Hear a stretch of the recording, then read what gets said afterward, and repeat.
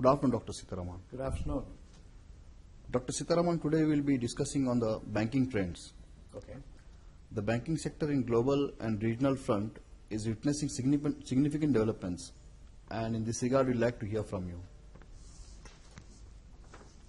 Give us insight on US stress tests.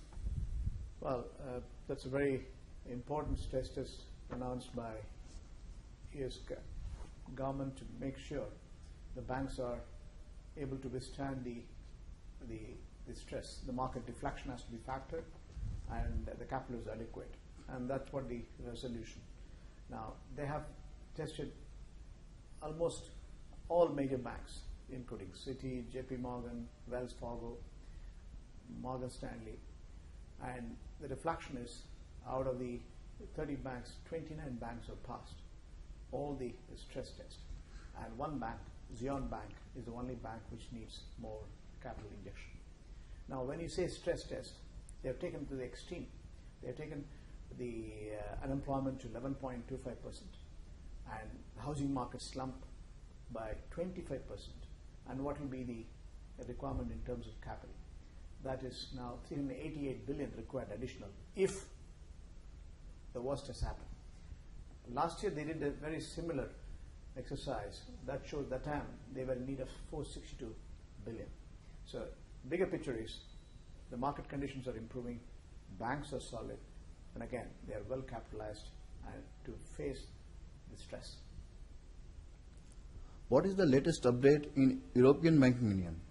European Banking Union, as a federation, they are coming together to set up a bank union.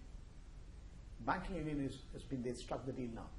Now, it requires an enormous amount of additional money, $76 billion, minimum required to make sure the fund is managed, measured to support the banks. We want to avoid crises like Ireland.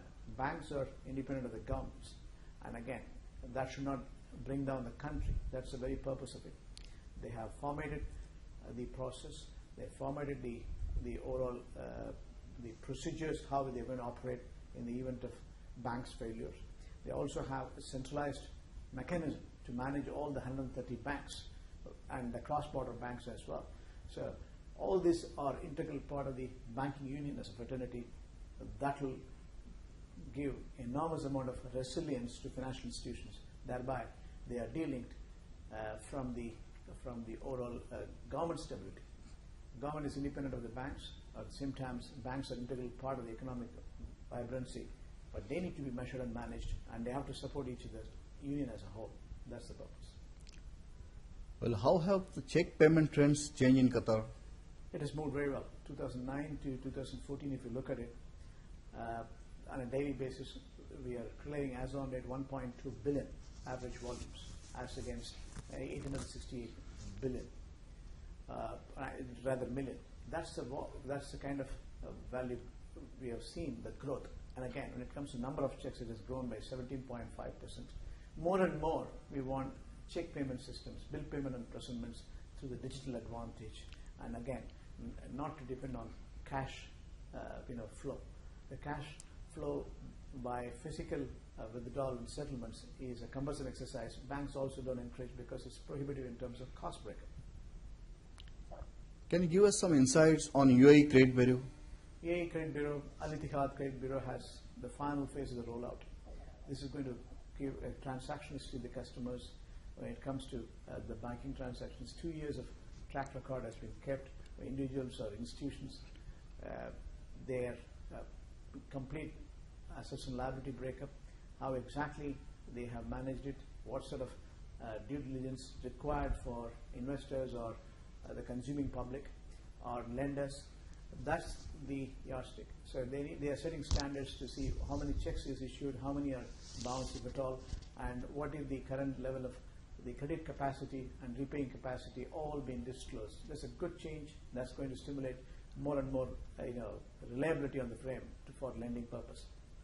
And what are the developments on Credit Bureau in Kuwait? Kuwait is in the final stage, but they have contracted only last year. They have to roll out, maybe it will take another year plus to completely do the data collection and again ensuring the accuracy of the accounting informations.